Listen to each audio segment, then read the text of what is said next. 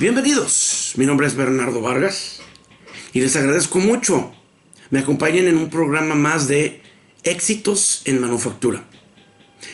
El programa del día de hoy lo voy a dedicar a hablar de una empresa de la que yo fui gerente de planta y gerente general. Me refiero a la empresa Braden Manufacturing SADCB. Esta era una empresa localizada en Monterrey, Nuevo León, específicamente en el municipio de García. Una empresa metalmecánica de cuando yo entré, de menos de 200 empleados, éramos alrededor de 180 ya entre trabajadores directos, indirectos y personal administrativo, alrededor de 190. Pero ¿cuál es el punto? ¿Cuál es el punto? Esta era una empresa que comúnmente le llamaban el mom and pop shop. O sea, un tallerzote enorme de fabricación. ¿Qué hacía? Piezas prácticamente hechas a la medida para armar filtros, casas de filtros para estaciones de generación de turbinas de gas.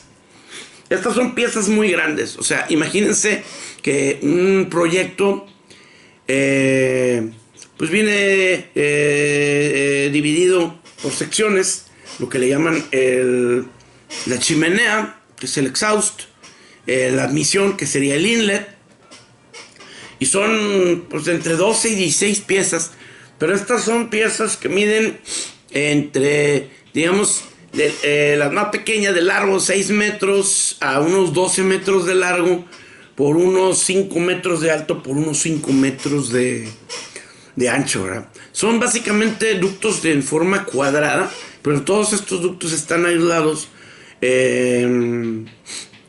por precisamente la temperatura que manejan. Llevan un procesamiento de fabricación que les permite tener una rigidez. A la vez no pueden ser tan pesados, entonces tienen una estructura con la cual se construyen específica, una ingeniería.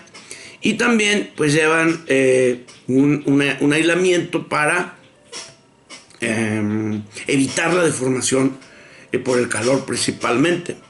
Entonces esta compañía más o menos facturaba de 20, si no recuerdo mal, de 20, alrededor de los 22 millones de dólares dependiendo del año. Y más o menos siempre andaba en esto. Era manejada como un centro de trabajo por parte del corporativo que estaba ya en Tulsa. Bueno, ¿qué es lo interesante? por la forma que estaba conceptualizada, al ser un mom and shop, mom and pop shop, no sé si están familiarizados con el concepto de job shop. Básicamente lo que esto quiere decir es una fábrica o planta, proceso de manufactura organizado por centros de trabajo. Es decir, hay un centro de trabajo aquí, otro centro de trabajo allá que hace otra cosa, otro centro de trabajo allá que hace otra cosa diferente y así. Y luego al final de cuentas, se juntan todas las piezas y se administra, se programa su producción y todo lo correspondiente a inventario de materiales por medio de un sistema push. Entonces, este es un sistema muy viejo y normalmente probado ser de los más ineficientes. Entonces, precisamente, esta planta tenía graves problemas de ineficiencia, pero también tenía graves problemas de seguridad. Así es. Entonces, digamos que prácticamente no perdía dinero en grandes cantidades, pero apenas se mantenía en su punto de equilibrio.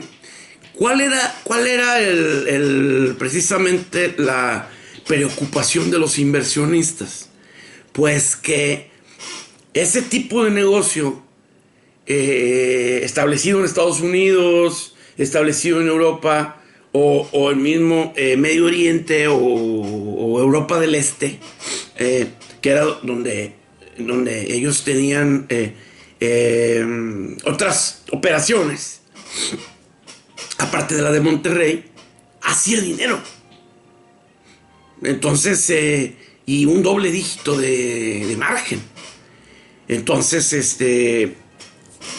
esto es precisamente lo que ellos ya pues no estaban dispuestos a permitir, y querían que la planta, su objetivo era mejorar la planta para que tuviera las utilidades que debería tener.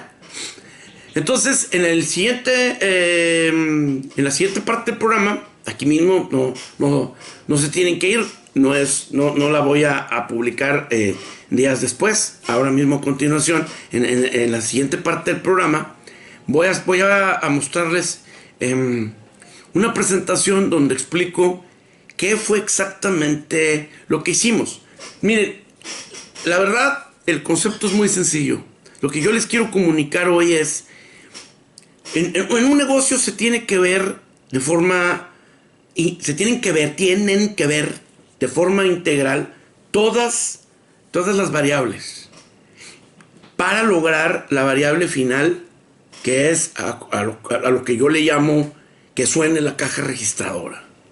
Es decir, si se quiere mejorar, llámenle como le llamen, el margen de operación, el profit, el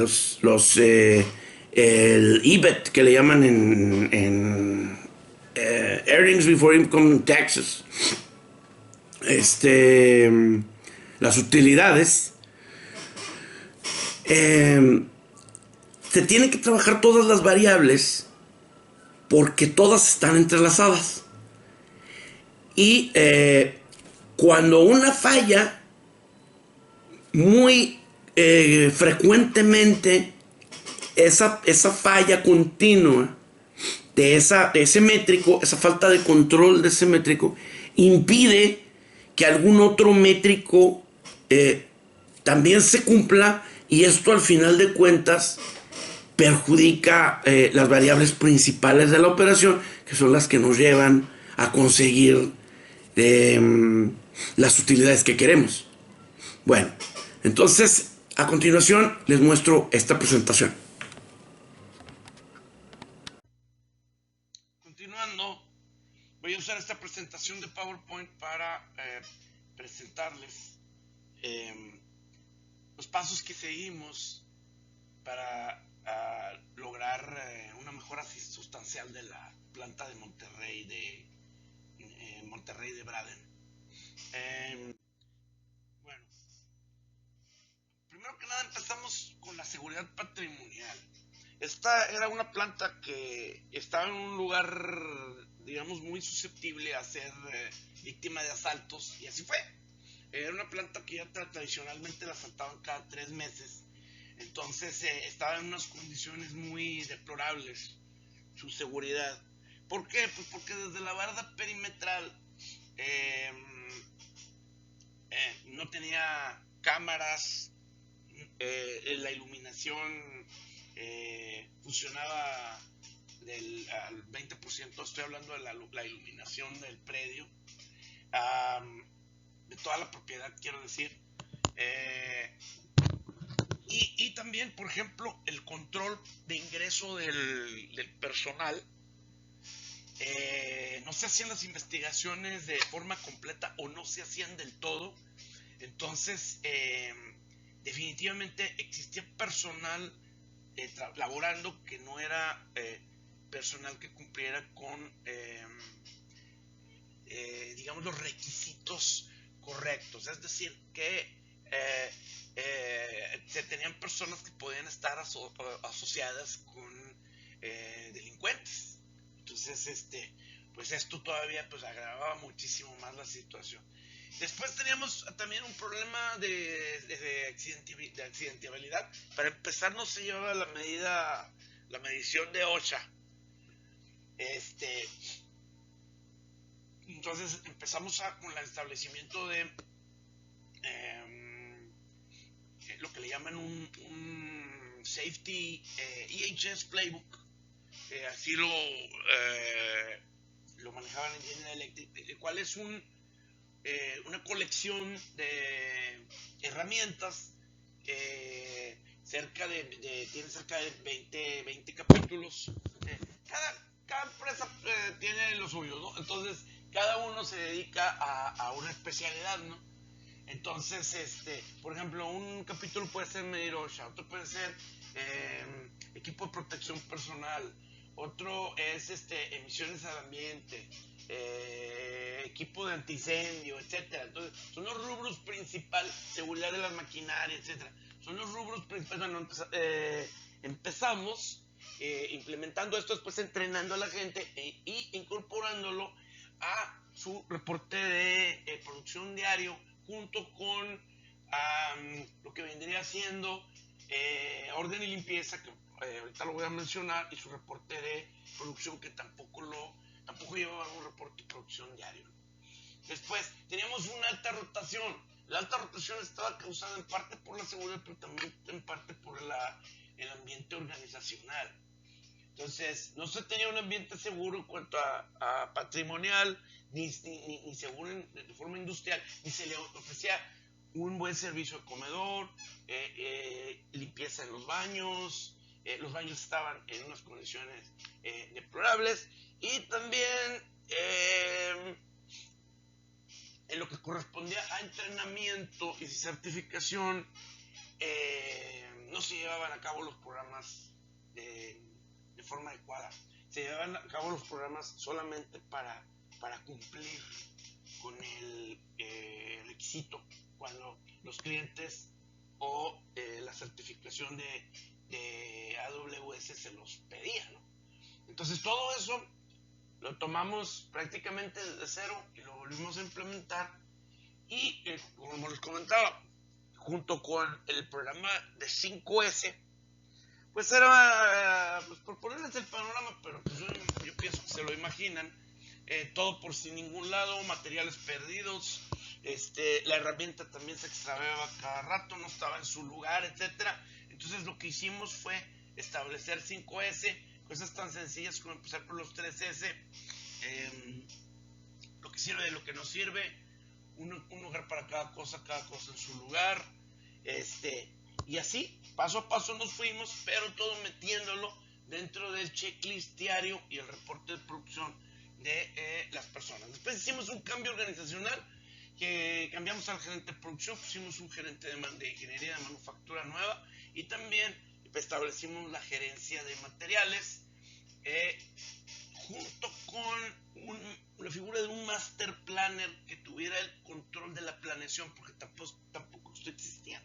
Entonces, pues cómo no iba a estar esta planta metida en una seria problemática. O sea, aquí había piezas que las tenían depositadas en el patio. El predio medía 10 hectáreas y de planta eran 110,000 metros cuadrados. Entonces, dentro de esas 10 hectáreas, ahí iban almacenando las piezas para los proyectos. Yo recuerdo piezas grandísimas, del tamaño de media caja de un tráiler. Entonces, pero aún así no las encontraba. Entonces, algunas piezas llegaban a estar hasta 42 días. Su ciclo duraba ahí de inicio a fin, ¿no? Entonces, con la planeación maestra, el Master Production Schedule, y establecimos una línea de One Piece Flow y el sistema ERP y MRP de Epicor. Entonces, esto también fue, pues, como se dice, prácticamente un parto, porque se tenía un desastre en el suministro de materiales externos, y bueno, con los que estén familiarizados con los procesos de fabricación, lo primero que se hace un proceso de fabricación, cuando se tiene engineer to order, se toman todos los dibujos de ingeniería y de todos esos dibujos, toda esa información, se hace un despiece y se sacan todos los materiales, después se coloca la orden de compra para que de inmediato empiecen a venir los materiales de los proveedores, pero conforme van llegando los materiales se pasa un proceso que se llama preparación de materiales, donde todas las piezas pequeñas, más pequeñas, todas las piezas se van cortando y esas piezas se almacenan hasta que ya se tiene una cantidad de piezas predeterminada donde ya se puede empezar el armado. A veces no se tienen el 100% de las piezas porque todavía el área de preparación de materiales no ha terminado. Sin embargo, se empieza porque ya están identificadas las piezas más importantes. Eso lo hace el área de ingeniería y los ingenieros que normalmente hacen los nestings y en sí la planeación de la secuencia de fabricación. Entonces, todo eso lo metimos dentro del sistema y también el control de materiales ya cortados. Porque un grave problema que se tenía aquí es que cada proyecto se cortaba, pasaba el tiempo y digamos a la mitad del tiempo de ciclo ya faltaban la mitad de las piezas. Es decir, las piezas se iban tomando para otros proyectos, etcétera, como materiales auxiliares, etcétera. Era terrible. Y entonces, aquí lo que hicimos fue establecer, ahorita se los voy a mostrar rápidamente el layout, seguridad también para las piezas cortadas y lugares específicos para cada proyecto. Entonces todo esto nos permitió establecer un sistema de One Piece Flow. Tengo que mencionar también que pues, para la mejora de la seguridad se me había pasado, obtuvimos presupuesto y contratamos a un bufete externo para la seguridad patrimonial. Se construyó una barda perimetral, se construyó un sistema de iluminación, también se instalaron un circuito cerrado de video con cámaras de última tecnología que cubrieron a todo el perímetro y se cambió la compañía de seguridad también y se estableció un perímetro doble, es decir, una doble entrada. La caseta se reforzó para que pudiera soportar algún ataque de arma de grueso calibre y de la misma manera se puso un sistema con volardos para el control del acceso. Entonces se hizo una mejora tremenda y esto junto con la instalación de un nuevo comedor y la remodelación de los baños ayudó muchísimo. Como verán, todo lo que les estoy diciendo es el basic blocking and tackling. Pero ¿cuál es el mensaje? Que no se puede dejar de hacer. Que si ustedes, por ejemplo, llegan a una posición de liderazgo en una planta, la recomendación es que trabajen en cada área, porque cada área va a mejorar sus métricos, lo cual les va a permitir que el métrico principal, que es el que están buscando, que es incrementar las ventas, incrementar las utilidades, se dé. De otra forma, se van a estar tropezando con las mismas piedras en cada momento. Entonces, sí es muy, muy, muy importante tener a las personas correctas en el lugar correcto y personas que vayan ejecutando la mejora. O sea, las personas que vayan a trabajar en sus equipos, yo les recomiendo que a esas personas ustedes los convenzan con su liderazgo de que ya a partir de ese día van a tener que hacer el trabajo y también la mejora continua. Y que eso así va a ser siempre y nunca se va a acabar. Siempre se va a tratar de estar mejorando y buscando la excelencia. Y cuando no es resolver un problema, pues va a ser mejorar la situación actual. O sea, esa es yo creo que es la mejor manera, no la única, probablemente se puede hacer de otras formas, pero yo lo veo de la manera de que se pueda manejar a menor costo para optimizar recursos y obtener el mayor output. Por eso yo recomiendo seguir esta metodología, que yo ya les he manejado, ya se las he presentado y hay videos acerca de la casa del éxito. Entonces a eso se refiere, ¿verdad? A mi metodología de la casa del éxito que ya les he presentado anteriormente. Con todo esto, Y después de implementar la operación de One Piece Flow, pudimos mejorar la eficiencia. Básicamente, en este proceso de fabricación, en esta planta, se utilizaba el HR, que es una medición de eficiencia, pero digamos que es con los factores al revés. Entonces, en lugar de obtener un número menor que 1, que después llevamos a un porcentaje, aquí obtenemos un número mayor que 1. Es decir, ellos, el resultado que estaban teniendo en la planta estaba en 1.7, 1.8 EHR. Y lo que se estaba buscando era 1.15. Entonces, es el equivalente, 1.2 o menos, ¿no? Esa era la meta. Entonces, estamos hablando de que aquí estaban teniendo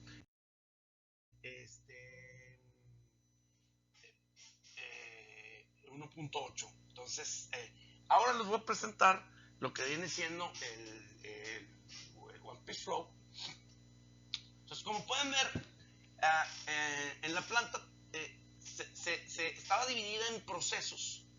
Y realmente, para evitar hacer una inversión tremenda que el negocio no hubiera podido soportar, lo que hicimos fue simplemente rediseñar el flujo.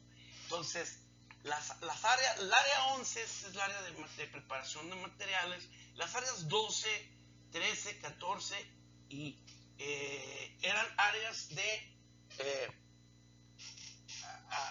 pailería y soldadura. Entonces, lo que hicimos fue crear área 12 pailería y área 12 soldadura para poderle dar una secuencia. Área 14 pailería y área 14 soldadura. Y así sucesivamente. Después, a continuación les voy a explicar lo que es el área 15. Entonces, lo que hicimos fue establecer una línea con un solo flujo. ¿Pueden ver esto? Así. Entonces, del área de preparación de materiales salen todos los componentes, van a la parte de afuera, donde se tienen separados por proyecto para evitar mezcla, para evitar faltas, etcétera. Y aquí, en el momento correcto, le van regresando los componentes y se van fabricando las piezas.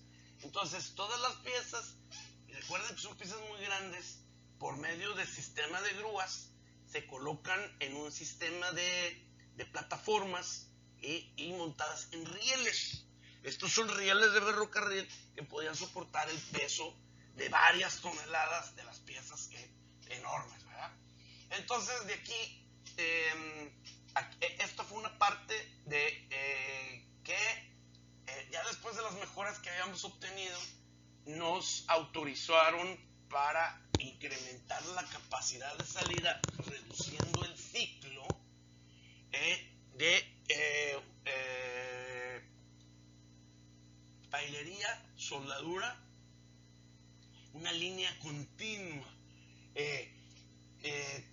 Tradicionalmente o anteriormente, lo que se tenía en esa planta era una caseta de pintura y la limpieza del producto se hacía con sandblast al aire libre. Es decir, era un problema también ecológico porque se generaban unas nubes de arena enormes y pues para mantener las piezas limpias y libres de humedad pues era un problema, ¿verdad? Y esto contribuía a los 42 días que algunas piezas llegaban a pasarse ahí, ¿verdad?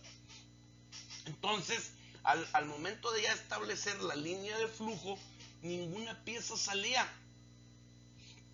Entonces, como pueden ver aquí, todas las piezas fluían hacia el centro de la planta, el centro de la planta salían hacia la expansión, que es donde se tenía el proceso de limpieza de Shot Blast.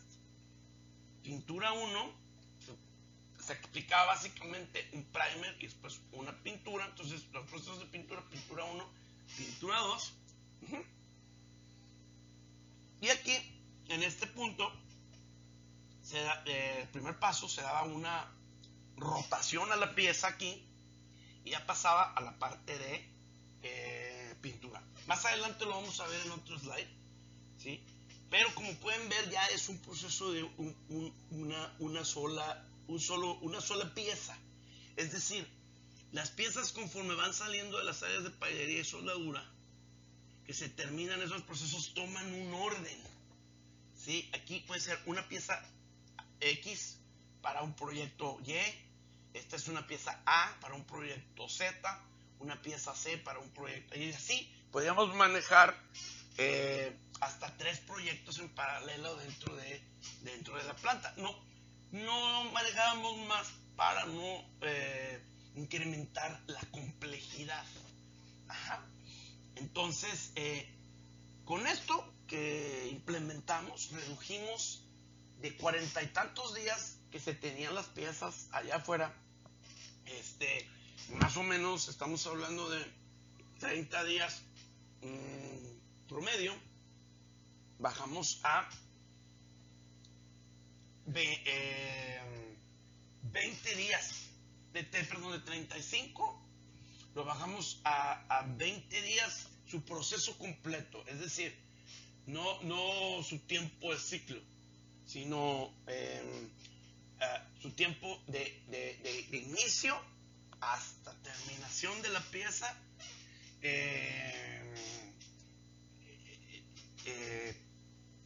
Prácticamente 20 días es a lo que llegamos ya en promedio de todas las piezas. Entonces, prácticamente tuvimos una reducción de tiempo de estadía de la pieza dentro de la planta de 20 días. Es decir, desde que empezábamos de cero en preparación de materiales hasta que la pieza salía terminada, ya lista para embarcar, 20 días. Entonces aquí pueden ver cómo se terminaba ya su segundo proceso de pintura, se hacía su tercer proceso de pintura y ya posteriormente pasábamos al proceso de terminado. ¿Qué es el proceso de terminado? El proceso de terminado teníamos una reparación de soldadura del primer proceso de pintura, es decir, es hasta cierto punto normal que cuando se trabaja con acero al carbón, los defectos de soldadura no todos se ven por la naturaleza del acero al carbón, que es negro. Entonces muchos chisporroteos donde queda tanto la soldadura con el metal creando un defecto cosmético, no se perciben hasta que no se aplica pintura. Entonces por eso se tenía que tener una área en la cual si la pieza se iba a tardar mucho tiempo, se sacaba de la línea, se metía en reparación y luego ya se continuaba hacia su siguiente proceso. Sí, entonces es lo que estamos viendo aquí con las flechitas. Muy bien. Llega su proceso de reparación, sale, regresa a su proceso de pintura 2, ¿sí? Y ahí se termina. Probablemente la pieza pudiera requerir algunos detalles y en casos muy especiales se regresaba otra vez al proceso de reparación. Ya una vez llegado a esta parte del proceso, la pieza seguía su orden. Es decir, la secuencia, se tenían reglas muy establecidas, con mucha disciplina, para que la pieza no perdiera su orden. Es decir, si la pieza tenía que ser reparada, que se hiciera la reparación dentro del tiempo de ciclo. Obviamente asignando los recursos necesarios para impedir que se saliera de la secuencia. Y finalmente ya llegaba al área de producto terminado. Área de producto terminado significa todo el acero inoxidable que se colocaba ya en esta área. Entonces tenía un área 15 de acero inoxidable, producto terminado. Se terminaba de hacer el ensamble de todos los elementos de perdón, de aislamiento. Hay que recordar que estas piezas, por estar expuestas al calor, la generación por medio de gas se llega a unas temperaturas entre los 800 y los 1000 grados. Dentro del digamos que de la turbina, ¿no? Los gases, si no mal recuerdo, estaban entre 350 600 grados, pero toda la ductería de la parte del exhaust, que es como el escape, por decirlo así, si lo vemos en comparación con un motor de combustión interna, la parte del escape tenía que estar aislada, pues para que obviamente no causara un daño mecánico, es decir, que los fierros no se torcieran y que no sufrieran daño prematuro que después pues, requiriese reparaciones o arreglos mayores, ¿no? Entonces ya ahí se terminaba y ya ahora aquí podemos ver el flujo de las piezas. Digamos que ahí ya quedaba, aquí lo vamos a ver en una pequeña animación. Aquí vamos viendo cómo van fluyendo las piezas de la planta al proceso de pintura, de shot blast, pasa su limpieza, después su proceso de terminación de primario, ¿sí? Después del proceso de terminación de primario, pues pasa la pieza para su reparación de soldadura. Muy bien. Era ya un proceso de retrabajo programado, como les decía, respetando el semáforo para no salir de la secuencia. Posteriormente salía de soldadura y ya la pieza a su proceso de pintura 2, si no requería reparación, ya directamente a producto terminado y después ya su inspección final y su embarque. Entonces, en el caso de que requiriese reparación de la soldadura de la pintura 2, obviamente la pieza pasa por pintura 2 y después regresa otra vez a su proceso de reparación de soldadura en pintura 2. Obviamente se hacían todos los esfuerzos para que eso no sucediera. Y ya la pieza, aún después de ese otro proceso que pudiera resultar necesario, pero se trabajaba a lo largo de toda la línea para evitar que las piezas requiriesen un segundo proceso de reparación de cosmética de soldadura. Entonces, esto también pues obviamente nos ayudaba a recortar el tiempo de ciclo, ¿verdad? Pues, obviamente lo perfecto, ya saben ustedes que yo siempre lo menciono, lo perfecto está peleado con lo práctico. Entonces, en este caso, era forzoso que contáramos con los procesos de reparación de soldadura por la naturaleza del producto y poco a poco ir estableciendo mejoras para desaparecerlos. Entonces, aquí establecimos lo que le llamábamos las reglas de oro, que son básicamente semáforos, pero que todas las personas debían de respetar, ¿no? Entonces, aquí no voy a entrar en el detalle de todo lo que era, pero ya se imaginarán, no saltarte procesos, usar las herramientas adecuadas, siempre respetar las inspecciones y las etiquetas de calidad, etcétera. Y ya, pues, finalmente, si había que autorizar alguna desviación por la razón que la gerencia, los gerentes determinaran adecuada, pues ya se llevaba al gerente general, que en este caso era yo, para su... Espero que les haya parecido interesante la presentación que acabamos de ver de las mejoras que hicimos en Braden. Y solo quiero a manera de conclusión comentarles parte de la información que me parece que no cubrimos durante las dos primeras secciones. La primera es por parte de las oficinas corporativas de la empresa.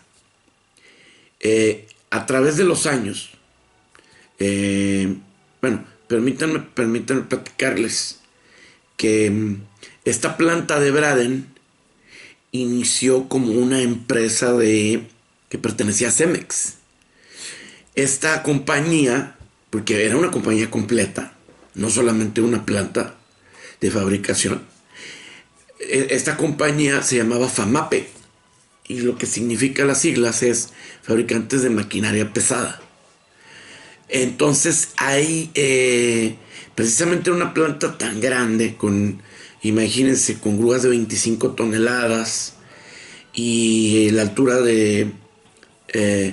en sí la altura de la planta era, si no mal recuerdo, de 17 o 18 metros. O sea, era un edificio muy grande. Además, el edificio, las columnas, gran parte de los muros estaban construidos, las columnas de concreto, y los muros pues construidos con block, ¿verdad? Y una planta vieja. Definitivamente debió haber sido una planta que construyeron por ahí de los inicios de los 70s. Y teníamos personal, por ejemplo, el gerente de calidad, algunos de los ingenieros, los paileros, los supervisores, que ya tenían algunos de ellos más de 30 años trabajando en la empresa, algunos ya casi ya a los 40 años trabajando en la empresa, probablemente desde que la iniciaron, con la compañía Cemex. Entonces, bueno, a finales de los 90s, por ahí del año 2000 y fracción, inicios del año de la década del 2000, la compró Braden. La compañía Braden es una empresa que está basada en Tulsa, en el estado de Oklahoma, y esta empresa tenía su planta industrial donde hacían todas las piezas, todo, la ingeniería, todo está contenido en una planta industrial muy grande. Entonces, cuando compran FAMAPE en Monterrey, deciden mandar toda la fabricación, absolutamente toda, a México. Entonces, también en esta empresa de Braden resulta similar. Conocen muy bien el producto. Una empresa con la que muchos nacieron, inclusive fueron paileros, soldadores, y yo ya los conocí trabajando como ingenieros de proyectos, como gerentes. Por ejemplo, el director de ingeniería, vicepresidente de ingeniería, que pues era pues casi el padre de los diseños de los productos, de las casas de filtros. Él ya tenía 25 años en la empresa y empezó trabajando a los 16 o 17 años haciendo sus prácticas profesionales. Entonces, la mayoría de las personas ya estaban arriba de los 40 o iniciando sus 40, poca gente de menos de 40. La mayoría, ya muchos ya en sus 50, y algunos como el presidente, vicepresidente de manufactura. Él ya estaba en sus 70s y fue de las personas que fundaron la empresa. Era un pailero ahí en Tulsa. Entonces se conocían muy bien su producto, pero a través del tiempo ya la relación con Braden, México, se había desgastado por la rotación y por todos los problemas que habían tenido. Digamos que ellos eran muy buenos para hacer su producto, pero no eran muy buenos para operar, los americanos. Entonces, cuestiones básicas de administración, de control de operaciones, de gerencia de materiales, de gerencia de inventario, de control de la producción, el flujo del producto, inclusive entrenamiento, desarrollo del personal, calidad, información de proceso, ayudas a piso. No lo manejaban bien. Bueno, ni bien, a veces ni nada, ni mal. O sea, simplemente no lo manejaban. Entonces, Pasa mucho con las compañías americanas que transfieren a México, que primero que nada es la frustración de que muchos de sus compañeros pierden el trabajo. Segundo, aunado a eso, ellos piensan que al haber pasado trabajo a México, pues los mexicanos que se arreglen solos, ¿no? Que van a poder solitos ellos desarrollar el producto y empezar donde ellos se quedaron. Y esto no es cierto. O sea, las curvas de aprendizaje que hay en América Latina son muy largas. Son típicamente mucho más largas que en los países asiáticos. Ni hablemos de los países europeos. Entonces, ante esto se crea mucha frustración porque empiezan, cuando se hace la transferencia, obviamente no se hace completa, no se hace bien, no se hace estratégicamente pensando en un sistema de manufactura que sea acorde a las capacidades pues de la mano de obra, también de las capacidades del mercado. Entonces, pues ya prácticamente para ellos es una pesadilla estar trabajando con México. En muchas empresas así me ha tocado. Ya ellos, muchos de ellos ya no quieren saber nada de eso, ¿no? O sea, ya les llega un problema de México y como ya han batallado tantos años con lo mismo, otra vez, claro, pues la rotación. O sea, si se tiene en rotación en la empresa mexicana, pues, y no tienes la prevención al riesgo, los sistemas, los procesos establecidos para controlar esos riesgos, pues vas a caer en eso, ¿no? Entonces, algo que les gustó mucho fue los cambios que implementamos y sobre todo que empezamos a desarrollar sistemas robustos. Es decir, por ejemplo, las instrucciones de trabajo, tenerlas claras, publicadas en piso. Eso es algo que se dice muy fácil, pero que en muchos lados no los hay. Entonces, yo no sé por qué si en las escuelas a los ingenieros no les enseñan aquí en México, los ingenieros industriales, los ingenieros administradores, mecánicos administradores, etcétera, los que están más enfocados en la producción, a desarrollar buenas instrucciones de trabajo, o a que debe de ser un requerimiento el desarrollar instrucciones de trabajo claras, o sea, que cumplan el propósito para el que están hechas, ¿no? Entonces, eso tan básico. Después, el sistema ERP.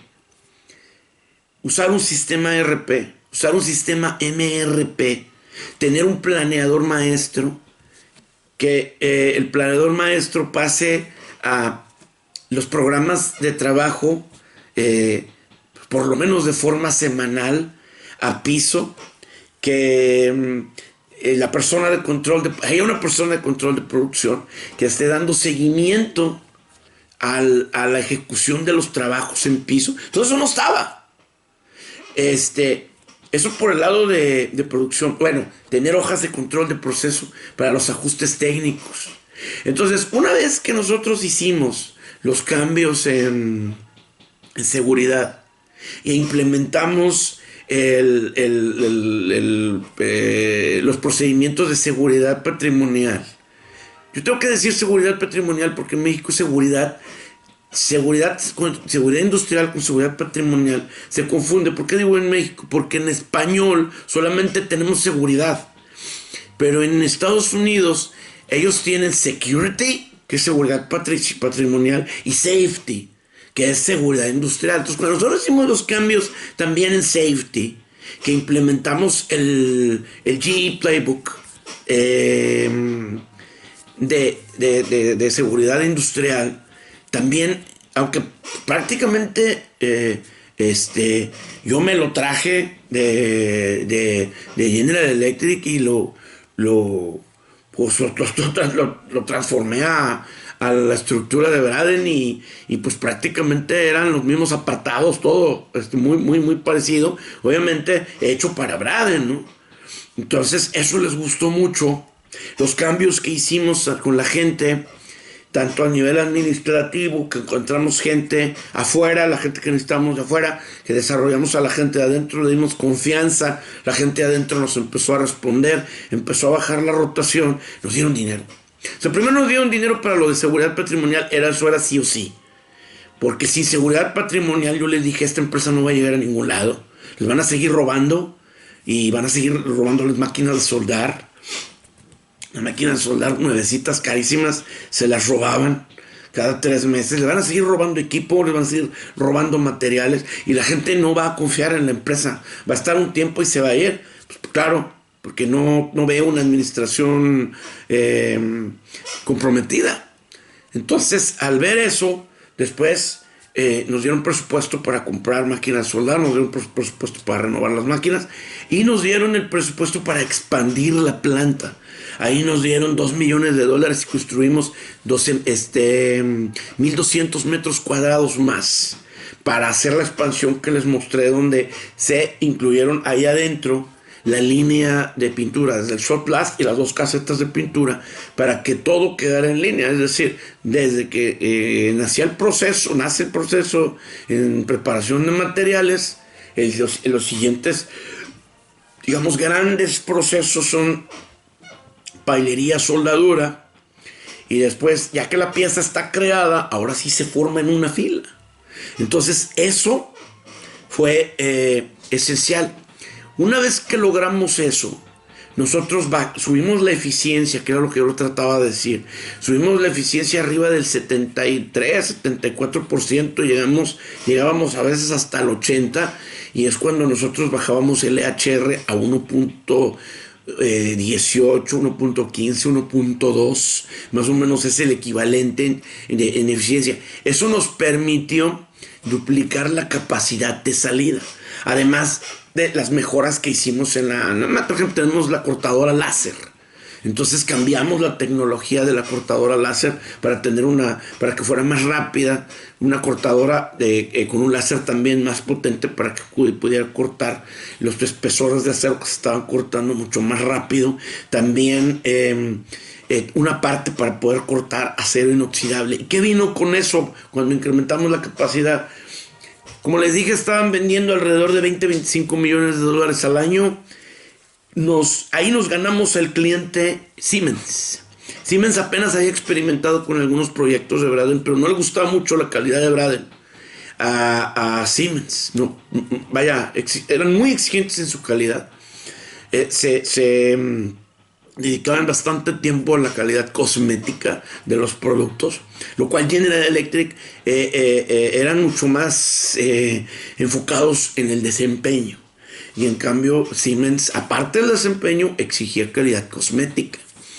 Entonces eso era muy difícil. Y también que el diseño de Siemens, ellos eligieron un diseño con mucho contenido de acero inoxidable. Eso era muy bueno por la facturación. O sea, no es lo mismo toneladas de acero al carbón pintado que toneladas de acero inoxidable. Es casi, probablemente sea el doble del precio, ¿verdad? Ya en este momento no recuerdo bien, pero el acero inoxidable pues era carísimo en comparación del acero al carbón. Entonces, lo mismo la facturación. Entonces, nos pasamos de estar ahí en ese rango y nos fuimos prácticamente $60 millones al año. Y eso también, en sí, como Braden vendía sus proyectos, pues llegaron por ahí de los $500 millones en ventas, porque aquí hay que recordar que ellos cobran la ingeniería que la hacían en Estados Unidos. Cobraban ingeniería incluyendo todo el diseño, etcétera, la ingeniería de campo y también la instalación y el servicio en campo, que eso era carísimo. Entonces, por eso cada proyecto de lo que nosotros facturábamos, pues venía siendo lo que ellos cobraban al final, ya con sus utilidades y todo, pues venía siendo a lo mejor como 10 veces lo que México le cobraba por fabricar el producto a Braden en Estados Unidos, ¿no? Entonces, más o menos, para que tengan una idea de los números, como quieran, miren, la empresa ya desapareció, por eso no me preocupa comentar cómo era en ese tiempo. Entonces tuvimos mucho éxito. Y algo muy importante fue que les quiero comentar. Digamos que un problema que cuando tuvimos cambio estructural en la empresa. ¿Qué quiere decir esto? A la empresa le fue tan bien que otra empresa más grande la compró. Fue una adquisición amistosa. O sea, Global Power, una empresa ubicada en Texas, que tenía otras empresas enfocadas en la industria de oil and gas, compró a Braden. Entonces, cuando esto sucedió y estábamos implementando el Epicor, recuerdan que les dije para RP, el MRP, pero no solo eso, también el sistema de costeo. Hasta ese tiempo se había llevado un sistema de costeo manual. Básicamente llevaban un costeo manual con Excel, y ya en Braden, Estados Unidos, ahí lo metían en otro sistema muy popular en Estados Unidos que se llama HFM, y ya con eso pues ellos completaban todo el proceso de finanzas, ¿no? Pero cuando entró al Epicor, los números no nos coincidían, y esto es una recomendación que les va a servir para muchas experiencias, porque a mí yo la experimenté en muchas experiencias también. Cuando se transfiere una empresa de algún lugar del mundo para México, ellos tienen, independientemente de dónde venga, ellos tienen sus ajustes en el sistema de cálculos de horas hombre por operación, basados en las experiencias que tienen en el país de donde vengan. Del país y del lugar donde vengan y de la planta donde nació muchas veces nació ese producto ahí hicieron sus estimaciones, y con esas estimaciones juzgan o exigen, controlan lo que viene siendo a la producción, manufactura, las horas de producción, que eso viene rigiendo la eficiencia, ¿sí? Y la capacidad y la salida de la planta, y cómo se toman las decisiones de capacidad, si hay que aumentarlas, si hay que hacer inversiones, muy importante. Y también esas mismas horas las usan para su facturación. Es decir, si un proyecto se estimaba, no sé, en 25,000 horas, esas 25,000 horas eran las horas asignadas a México, y esas horas eran las horas cobradas. Aquí el grave problema es que las horas que le daban a México, ellos le descontaban horas que tenían allá con sus proveedores.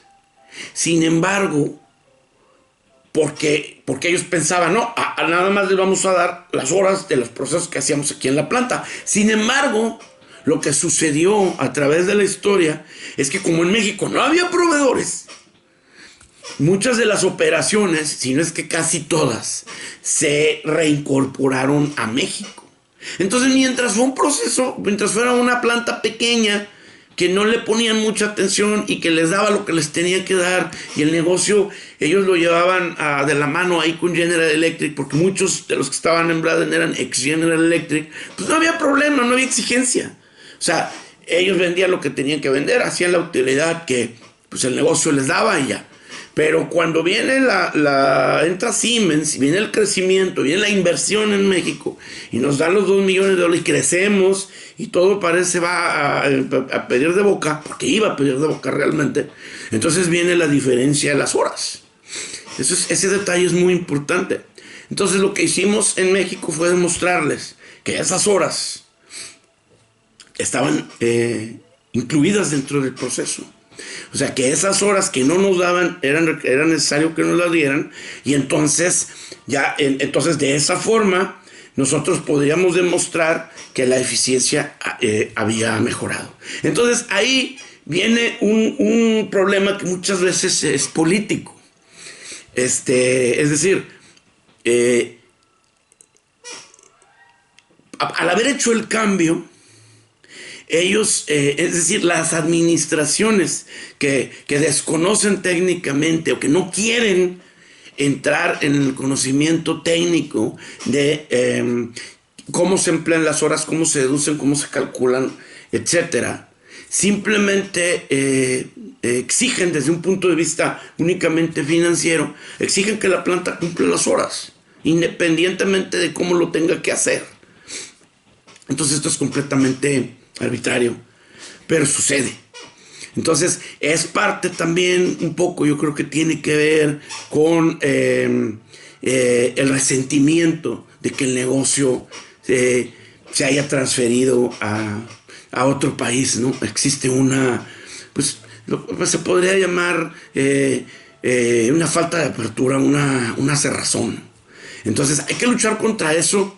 En su caso nosotros lo demostramos y logramos por mucho tiempo que lo aceptaran. Sin embargo, cuando la otra empresa absorbe, ese fue un tema que la otra empresa que absorbió a Braden vino a exigir que hubiera esas reducciones, unas reducciones de productividad que eran imposibles, ¿no? Entonces, bueno, pues esto fue el proyecto de mejora de Braden. Quizá posteriormente en algún otro episodio les comente qué resultó de la empresa, porque la empresa fue, como les digo, adquirida, y muchos del personal que estábamos ahí salimos precisamente como parte de la reestructura. O sea, la empresa Global Power decidió poner a su propio personal a operar. Y ya, pasaron los años y posteriormente la empresa Braden en México cerró completamente sus operaciones y como manufactura también desapareció en los Estados Unidos. Entonces prácticamente la empresa desapareció dentro de este conglomerado que era Global Power.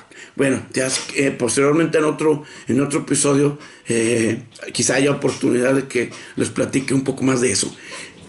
Mi nombre es Bernardo Vargas, les agradezco mucho que me hayan acompañado en Éxitos en Manufactura y los espero para la próxima. Hasta luego.